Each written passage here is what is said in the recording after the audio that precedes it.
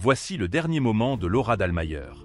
Personne n'aurait imaginé que la reine du biathlon, l'athlète aux 7 titres mondiaux, trouverait sa fin non pas sous les projecteurs, mais dans un silence glacial, figé dans un entrelac de glace et de solitude. Avant de mourir, elle avait tout quitté, la gloire, les fans, les podiums. Et dans un souffle presque oublié, elle aurait confié à un ami proche « Je dois gravir cette montagne. Pas pour gagner, mais pour comprendre ». Laura Dahlmeier est morte à 31 ans, sur les hauteurs impitoyables du mont Laïla, au cœur d'une crevasse oubliée. Un endroit si reculé que même les guides expérimentés hésitent à y poser le pied. Pourquoi y était-elle? Que fuyait-elle? Ou plutôt, qu'allait-elle chercher?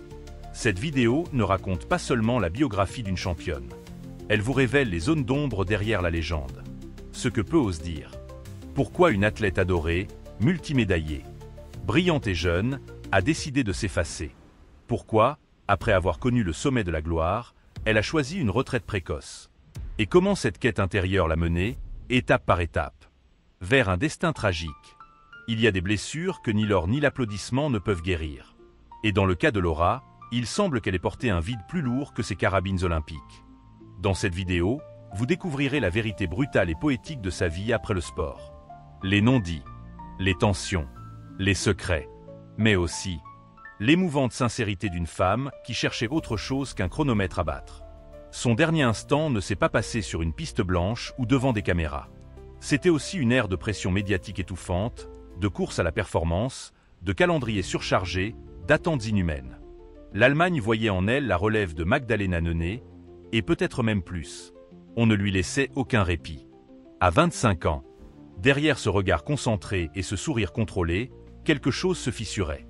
En 2019, alors que tout semblait indiquer une nouvelle saison de triomphe, Laura annonce sa retraite, à seulement 25 ans. Une bombe. Une incompréhension nationale. Les médias parlent de choix personnel, de fatigue mentale, de besoin d'autre chose. Mais personne ne creuse plus profondément. Le thème implicite de cette histoire commence ici. Une femme qui a été façonnée, presque enfermée, dans un moule de championne, décide de tout quitter pour se retrouver. Mais que se passe-t-il quand la lumière s'éteint? Que reste-t-il quand l'adrénaline disparaît? Qui est Laura sans ses skis, sans ses fans, sans sa cible à 50 mètres? Après sa retraite, elle se retire dans un autre monde, celui de l'alpinisme, de la solitude, des grandes traversées en haute montagne. Là où il n'y a ni arbitre, ni juge, ni public. Elle grimpe, explore, écrit. Elle refuse les plateaux télé, décline les contrats publicitaires. Une absence volontaire. Une disparition douce, mais totale.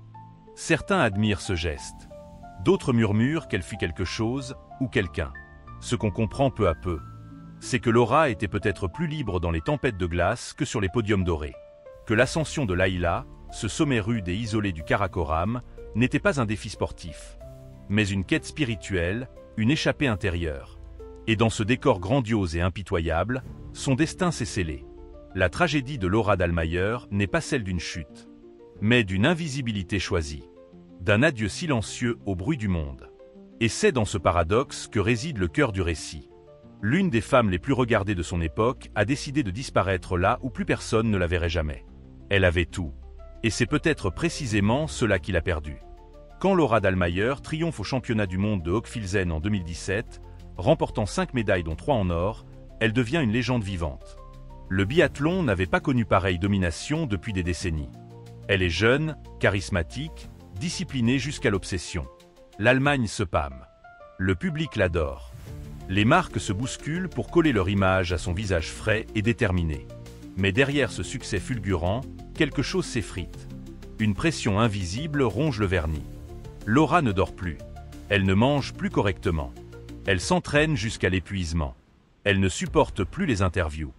Ce n'est pas l'échec qui lui fait peur, c'est de ne plus pouvoir respirer. Sa vie est millimétrée, chaque geste surveillé. Elle n'appartient plus à elle-même.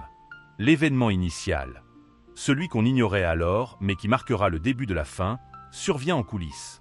Lors d'un stage d'altitude, Laura s'effondre soudainement, victime d'un surmenage extrême. Diagnostic Medical. Fatigue chronique, déséquilibre immunitaire. Le corps dit stop, mais l'encadrement veut qu'elle continue. Après tout, c'est la saison olympique. Pyeongchang approche. Elle y va. Et elle gagne. 2 médailles olympiques, dont l'or dans la poursuite. Le sommet absolu. Mais en réalité, ce fut sa dernière course intérieure. Je me suis senti vide, complètement vide, juste après la médaille. Confiera-t-elle plus tard à demi-mot dans un podcast confidentiel. J'ai compris que ce n'était plus pour moi. Le scandale, ou plutôt le non-dit dérangeant, commence ici. Une star au sommet qui refuse de continuer. Des sponsors qui grondent. Des fédérations qui murmurent. Pourquoi ne pas tenir 2 ans de plus? Pourquoi gâcher un tel talent? Certains journaux titrent « Caprice de championne ». On insinue qu'elle aurait été influencée par des mouvements spirituels. D'autres parlent d'un burn-out mal soigné. Certains prétendent qu'elle aurait eu un conflit violent avec un membre de son équipe. Un entraîneur trop dur, une pression interne trop forte. Rien n'est confirmé. Tout est nié. Mais Laura, elle, s'éteint doucement. Elle annonce sa retraite à 25 ans, dans une vidéo sobre. Aucun adieu en grande pompe. Pas de gala. Pas de larmes publiques. Elle sourit timidement, remercie ses proches. Puis s'éclipse. Elle refuse les offres de commentatrice, décline les documentaires. Elle disparaît, volontairement. L'inattendu, c'est son retour, pas dans le sport, mais dans la verticalité brute de la montagne. Elle commence à grimper. D'abord les Alpes, puis les Dolomites, puis les grandes faces du Pakistan. Un monde sans règles, sans caméra. Là, elle retrouve ce qu'elle avait perdu, le silence, la nature, la lutte contre elle-même. Elle écrit aussi. Un livre intime, Grands en lot, sans limite, qui évoque la fatigue mentale des sportifs. La solitude du succès, les pièges de la performance. Mais là encore, elle ne cherche pas la lumière. Le livre est publié discrètement, sans tournée promotionnelle. Puis, un jour de juillet, elle part pour le mont Laïla. Seule, ou presque. Une expédition discrète, sans sponsor, sans médias. Un sommet de glace et de pierre, à 6096 mètres, perdu dans les confins du Karakoram. Peu de gens le gravissent. Encore moins en solitaire. C'est là que tout s'arrête. Selon les guides locaux, elle aurait chuté dans une crevasse alors qu'elle progressait vers le sommet. Les secours sont intervenus trop tard. Son corps, figé dans le froid éternel, a été retrouvé 3 jours plus tard. Pas de téléphone satellite actif. Pas de balise de secours enclenchée. La presse mondiale réagit en vague. Titre dramatique, hommage en rafale. Mais personne ne comprend vraiment pourquoi elle était là. Ce qu'elle cherchait. Certains parlent d'un accident tragique. D'autres, plus sombres, évoquent un geste volontaire. Mais aucune note, aucun message, aucun adieu. Peut-être n'y en avait-il pas besoin. Je suis fatigué d'être un modèle. Je veux être juste, humaine. C'est une phrase qu'elle aurait écrite dans un carnet personnel retrouvé parmi ses affaires, au pied du mont Laïla. Une phrase simple, mais d'une violence douce. Une femme admirée par des millions, décorée par l'État, glorifiée par des générations. Et pourtant, à l'intérieur, une tempête. Une lassitude profonde. Un besoin de solitude que personne n'a su entendre à temps. À l'abri des caméras, Laura Dahlmeier s'était éloignée depuis des années. Ce n'est pas sa mort qui a surpris, mais plutôt le silence qui l'a précédé. Pas de signe d'alerte, pas de déclaration dramatique. Juste une lente disparition, comme une étoile qui s'éteint lentement sans bruit. Les rumeurs ont circulé aussitôt la nouvelle tombée. Certains ont affirmé qu'elle aurait souffert d'un retour de troubles psychiques liés à la pression qu'elle subissait durant sa carrière. D'autres ont évoqué une rupture sentimentale douloureuse, jamais révélée au grand public. D'anciens coéquipiers, sous anonymat, ont même mentionné un épisode grave de dépression pendant la saison 2018, étouffé par les dirigeants pour préserver l'image de l'équipe allemande. Elle souriait tout le temps devant les caméras. Mais dans le vestiaire, c'était une autre personne. Témoignage anonyme d'un membre du staff. Mais ce qui frappe le plus dans cette histoire, c'est le degré d'isolement choisi. Contrairement à d'autres stars du sport, Laura n'a jamais cherché à rester dans la lumière. Elle ne vendait pas de montres, ne postait pas ses entraînements, ne commentait pas les courses. Elle refusait les règles du spectacle. Et ce refus l'a rendue encore plus mystérieuse, presque insaisissable. Dans les coulisses, ces derniers mois ont été marqués par une préparation intense. Elle avait parlé de Laïla comme d'un sommet pur, sans bruit, sans trace, où chaque pas est une décision. Certains y voient une métaphore, d'autres un présage.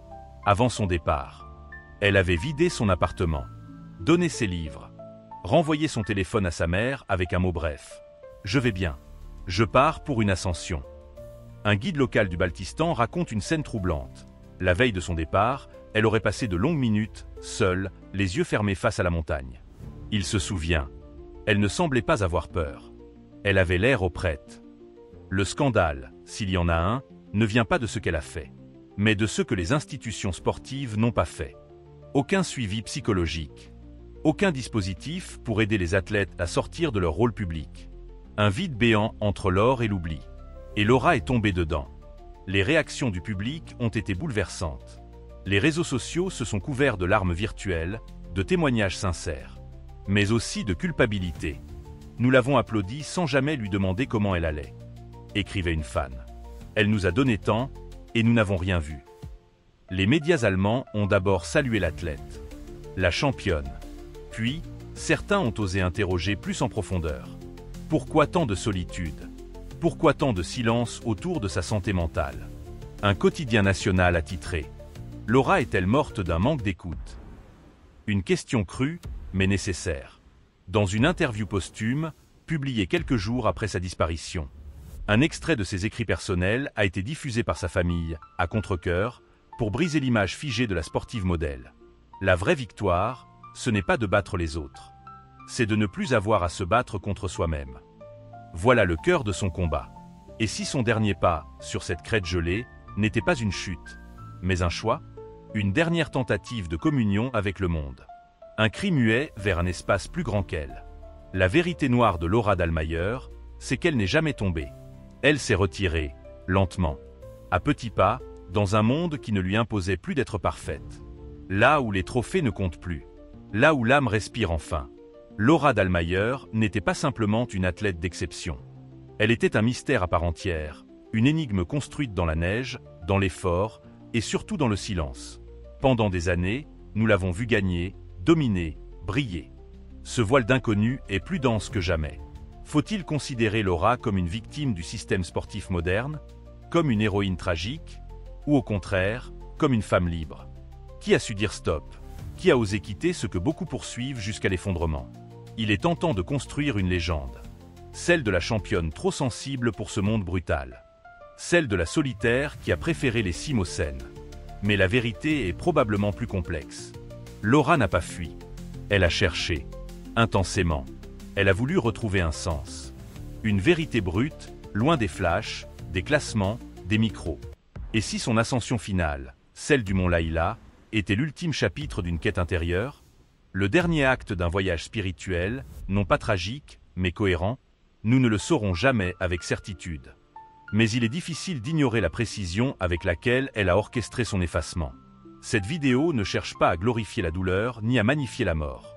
Elle cherche à comprendre. À montrer que derrière les médailles, il y a des êtres humains. Avec leurs failles, leurs silences, leurs besoins. Laura Dahlmeier restera une figure à part. Pas seulement pour son palmarès, mais pour le vertige qu'elle laisse derrière elle. Une femme qui n'a jamais voulu être une idole, et qui pourtant devient aujourd'hui une icône d'humanité. Nous vous laissons maintenant la parole. Que pensez-vous du parcours de Laura? De ses choix? De ce monde qui exige toujours plus, jusqu'à l'invisible rupture? Partagez vos pensées, vos émotions, vos doutes aussi. Car ce n'est pas seulement une vidéo. C'est un miroir. Celui d'un monde où le succès peut tuer doucement. Et où le silence peut être plus fort que n'importe quelle victoire. Il y a des histoires qui n'ont jamais été racontées. Mais maintenant, vous les connaissez. Laura Dahlmeier ne reviendra pas. Mais son silence, lui, résonne encore. On se souvient de ses foulées fluides dans la neige, de ses tirs qui claquaient comme des promesses, de sa façon de croiser la ligne d'arrivée sans crier, sans lever les bras. Juste avec ce petit sourire fatigué. Elle n'a jamais eu besoin d'en faire trop. Elle était là pour l'essentiel. Et pourtant, ce que nous retenons aujourd'hui, ce ne sont pas seulement ses victoires. C'est son retrait, sa disparition douce, son besoin d'air pur et de solitude. Elle a quitté le vacarme de ce monde en pleine conscience. Comme on quitte une pièce devenue trop bruyante pour entendre ses propres pensées. Laura ne voulait pas d'hommage. Elle ne cherchait pas à être pleurée. Elle voulait vivre autre chose. Elle voulait grimper, sentir le vent des cimes, être petite face à l'immensité. Là-haut, plus personne ne lui disait quoi faire. Là-haut, elle redevenait elle-même. Certains diront que c'est une fin tragique. D'autres, que c'est une forme de paix. Peut-être est-ce les deux à la fois. Mais ce que l'on sait, c'est qu'elle a laissé derrière elle bien plus qu'un palmarès. Elle a laissé une question ouverte. Qu'est-ce que cela coûte, vraiment, de toujours être la meilleure? Nous ne pourrons plus lui demander. Mais peut-être que, désormais, nous poserons cette question aux autres. À celles et ceux qui sourient sous les feux de la rampe, mais qui, au fond, cherchent simplement un endroit où se reposer. Laura, là où tu es, peut-être que la neige est encore vierge, que le vent ne juge pas, et que le silence te berce enfin. Merci pour ton courage, pour ta lumière, et pour cette dernière leçon, offerte sans mots, entre la roche et le ciel.